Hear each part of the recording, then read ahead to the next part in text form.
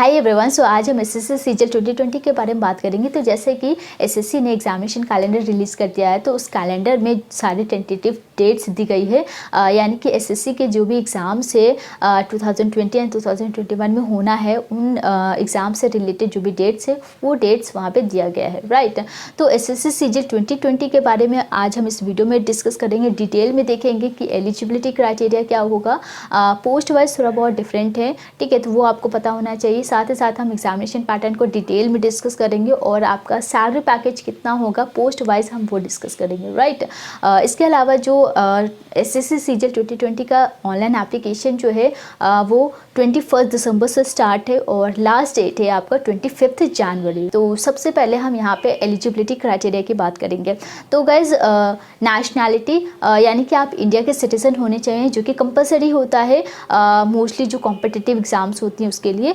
और education qualification के लिए जैसा कि ये जो एसएससी सीजीएल है ये ग्रेजुएट लेवल पे है होता है, ठीक है, ग्रेजुएट लेवल के लिए होता है। तो यहाँ पे आपको ग्रेजुएशन कंप्लीट करना होता है इस एग्ज़ाम को देने के लिए। और अगर आप लास्ट ईयर में हो तो भी आप इस एग्ज़ाम के लिए एप्लीकेबल होते हो और आप फॉर्म फिल कर सकते हो, लेकिन इसमें प्रोविजनल डिग्री की रिक्वायरमेंट होती है, राइट। तो आपको प्रोविजनल डिग्री देनी होती है।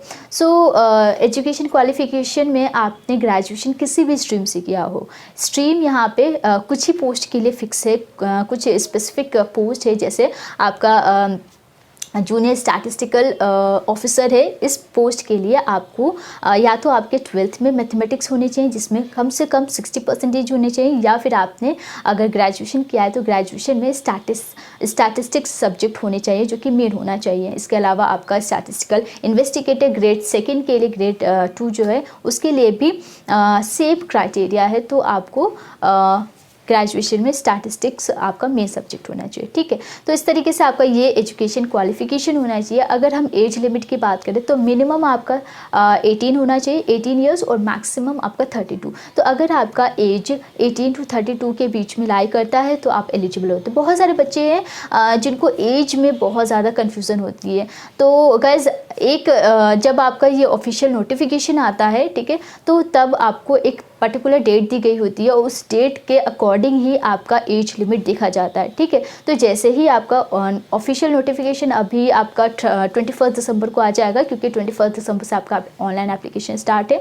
सो उस वक्त आप ये देख पाओगे कि आप एलिजिबल हो या नहीं हो। लेकिन आपका जो एज लिमिट है वो 18 to 32 ईयर्स है, राइट। यहाँ पे रिजर्व कैटेगरी के लिए एज रिलैक्सेशन होता है। सो अगर आप ST SC PWD से बिलोंग कर रहे हो, या एक्स सर्विसमैन है कोई, या फिर कोई हैंडीकैप्ड है, तो उसके लिए एज रिलैक्सेशन होता है। तो चलिए सिलेक्शन प्रोसेसर की बात कर लेते हैं। तो एसएससी सीजीएल में आपके टोटल 4 राउंड होते हैं जिससे आपको क्वालिफाई करने होते हैं। चारों राउंड क्वालिफाई करते हो तो ही आप grade B and grade C के पोस्ट के लिए रिक्रूट होते हो, ठीक है। टियर 1 टियर 2 आपका ऑब्जेक्टिव होता है और ये MCQ होता है जो कि ऑनलाइन होता है। लेकिन टियर 3 जो है वो आपका डिस्क्रिप्टिव होता है और ये ऑफलाइन होता है। टियर 3 क्वालिफाई करने के बाद आप टियर 4 के लिए एलिजिबल हो जाते हो और टियर 4 में आपका स्किल टेस्ट या फिर कंप्यूटर प्रोफिशिएंसी टेस्ट होता है। इसके अलावा आपका डॉक्यूमेंट वेरिफिकेशन होता है, राइट। तो डॉक्यूमेंट वेरिफिकेशन के बाद आप फाइनली ग्रेड बी या ग्रेड सी पोस्ट के लिए रिक्रूट किए जाते हो पर्टिकुलर डिपार्टमेंट के लिए। तो चलिए अब हम एग्जामिनेशन पैटर्न की बात करते हैं। तो सबसे पहले आपका टियर 1 यानी कि प्रीलिम होता है और ये जो एग्ज़ाम है ऑनलाइन होता है, यानी कि CBT मोड में होता है। ये जो एग्ज़ाम है इसमें आपको 100 क्वेश्चंस करने होते हैं जो कि 200 मार्क्स के होते हैं, और आपका जो टाइम ड्यूरेशन है वो 1 आवर का, यानी कि 60 मिनट्स आपको मिलते हैं और 60 मिनट्स में 100 क्वेश्चन सॉल्व करने होते हैं, राइट। गाइज इसमें नेगेटिव मार्किंग होती है, 0.50 आपकी नेगेटिव मार्किंग होती है। अगर आप एक क्वेश्चन सही करते हो तो इसके 2 मार्क्स मिलते हैं, और अगर आप गलत करते हो तो 0.50 की नेगेटिव मार्किंग की जाती है, राइट। तो टोटल 4 सेक्शन है इस एग्ज़ाम में, reasoning, general awareness, quantitative and English. ये चारों सेक्शन आप देख सकते हो। हर सेक्शन में 25 क्वेश्चन है जो कि 50 मार्क्स के हैं। तो जैसे ही आप ये एग्ज़ाम क्वालिफाई कर लेते हो तो सेकेंड जो एग्ज़ाम यानी कि टियर 2 मेंस का जो एग्ज़ाम होता है, इसमें अगेन आपके 4 सेक्शन होते हैं। लेकिन ये चारों सेक्शन कंपलसरी नहीं होता है। यहाँ पे गाइस दो ही पेपर है जो कंपलसरी है, क्वांटिटेटिव एंड इंग्लिश। ये दो सेक्शन, ये दो पेपर आपके कंपलसरी होते हैं। बाकी जो थर्ड पेपर है यानी स्टैटिस्टिक्स एंड जनरल स्टडीज़, ये आपके पोस्ट पे डिपेंड करेगा, यानी कि आप जिस भी पोस्ट के लिए शॉर्टलिस्ट किए जाओगे उस पोस्ट के लिए आपको एग्ज़ाम देना होगा। लाइक अगर आपका पेपर थर्ड की अगर हम बात करें तो पेपर थर्ड के लिए जो है junior statistical officer and statistical investigator grade second post के लिए ही पेपर थर्ड एग्ज़ाम देना होता है। अदरवाइज जो पेपर फोर्थ है उसके लिए अगर आप असिस्टेंट ऑडिट ऑफिसर या फिर असिस्टेंट अकाउंट ऑफिसर के लिए शॉर्टलिस्ट होते हो तो आपको पेपर फोर्थ भी देना होता है। लेकिन यहाँ पे आपके जो पेपर 1 एंड पेपर 2 है वो आपके कंपलसरी है और इसके साथ आप स्टैटिस्टिक्स या फिर जनरल स्टडीज़ देते हो। मोस्टली जो एसएससी सीजीएल में पोस्ट है उसके लिए जो एग्ज़ाम होता है वो पेपर 1 एंड पेपर 2 ही होता है। लेकिन इसके अलावा ये जो थर्ड एंड फोर्थ पेपर है वो आपका एक्सेप्शनल है, यानी कि अगर आप जिस भी पोस्ट के लिए शॉर्टलिस्ट होंगे उस पोस्ट के हिसाब से आपको ये एग्ज़ाम भी देने होते हैं, राइट। अब यहाँ पे क्वेश्चन देख सकते हो, क्वांटिटेटिव में 100 क्वेश्चन है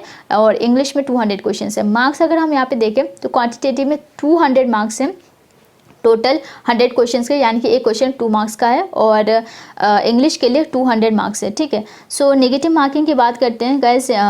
क्वांटिटेटिव में 0.50 नेगेटिव मार्किंग है, इंग्लिश के लिए 0.25, स्टैटिस्टिक्स के लिए नेगेटिव मार्किंग है 0.50 और जनरल के लिए है, जनरल स्टडीज़ के लिए 0.50।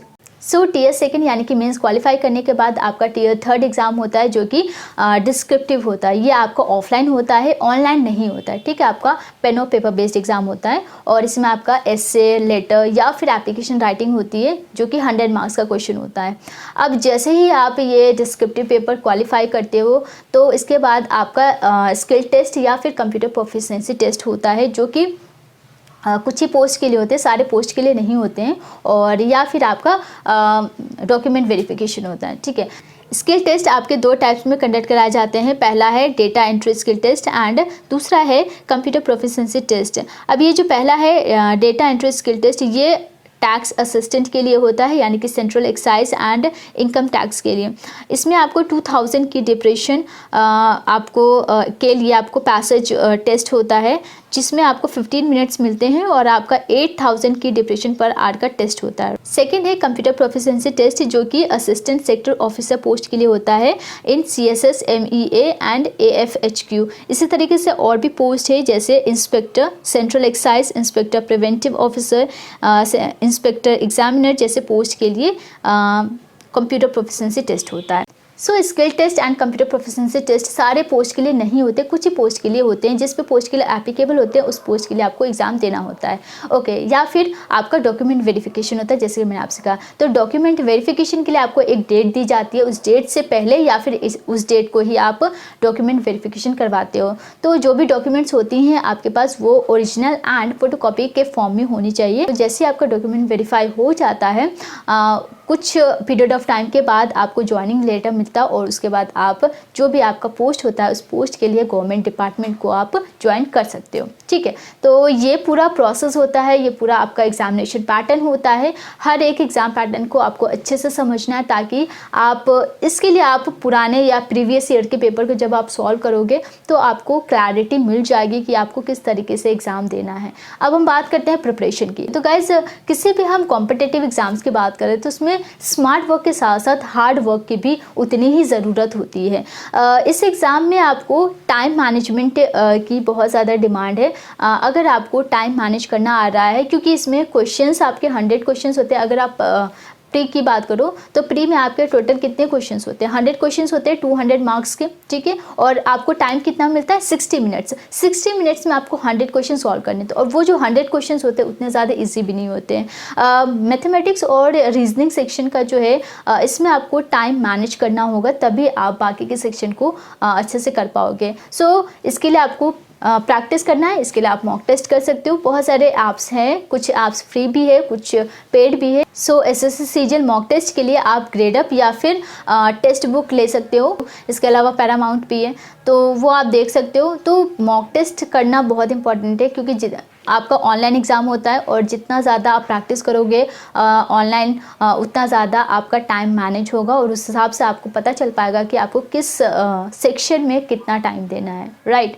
तो इस तरीके से आप प्रिपरेशन कर सकते हो और डेफिनेटली काफ़ी लंबा समय हो जाता है प्रिपरेशन करते वक्त। और आपका जो फर्स्ट और सेकेंड पेपर है, बेसिकली आपको सेकेंड पेपर और फर्स्ट पेपर दोनों को साथ में प्रिपेयर करना है, क्योंकि इन दोनों के बीच में ज़्यादा गैप होता नहीं है और पेपर सेकेंड जो है वो थोड़ा सा एडवांस लेवल का होता है, इसलिए और सेम सब्जेक्ट्स होते हैं तो आप साथ में प्रिपरेशन कर सकते हो।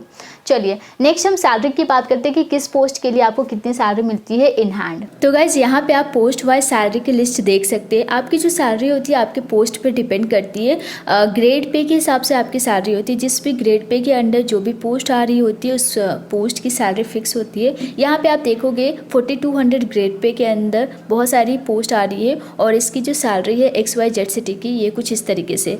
XYZ ये अलग अलग सिटी यानी कि इसमें अलग अलग लोकेशंस आ जाते हैं, एरिया आ जाती है। X में आपका दिल्ली मुंबई जैसे सिटी है और Y में पटना रांची कानपुर या फिर इलाहाबाद जैसे सिटी है और Z में बिहार जो रूरल एरियाज़ है वो एरिया आपके Z में आ जाते हैं। तो कुछ इस तरीके से आपकी सैलरी होती है। आई होप आपके जो SSC सीरियल से रिलेटेड डाउट्स थे क्लियर हो गए होंगे। अभी भी कोई डाउट है, कोई क्वेश्चन है तो आप यहाँ पे कमेंट बॉक्स में ऐड कर सकते हो अपने क्वेश्चन को। सो आज के लिए बस इतना ही। नेक्स्ट वीडियो में मिलेंगे नेक्स्ट टॉपिक के साथ। आप किस टॉपिक पे वीडियो चाहते हो वो भी आप कमेंट बॉक्स में लिख सकते हो। So thank you so much and take care.